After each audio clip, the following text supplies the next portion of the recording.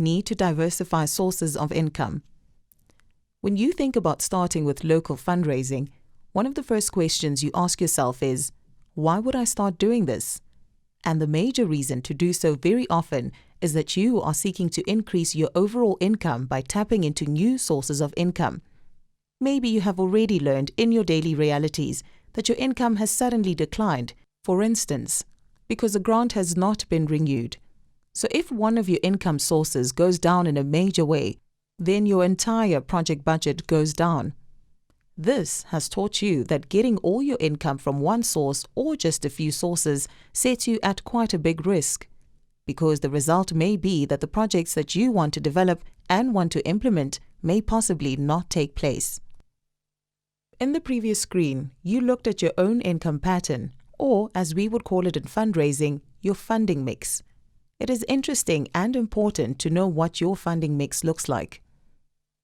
You have seen that there are several sources of income and also different levels. You have the international level, where sources can come from abroad. You have the national level and the domestic or regional level. And in each of those levels, money can come from different sources. So looking at the domestic level, it can come from individual donations.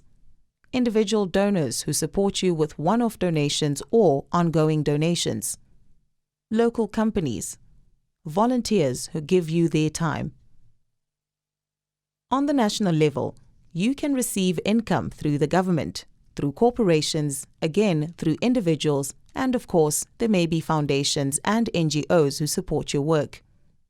And at the international level, it may be governments again, but then from abroad, from other countries. It may be foundations again, international foundations and NGOs, and it can even be supranational sources, like from the World Bank, for instance, or from the EU.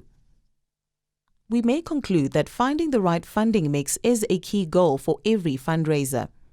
The right balance can be slightly different for each individual organization, but in general, you should try and minimize your risks. You do that by avoiding to become overly dependent on one income source. If you have 70% coming from one source of income, you know that you are running a risk for a stable and sustainable future income.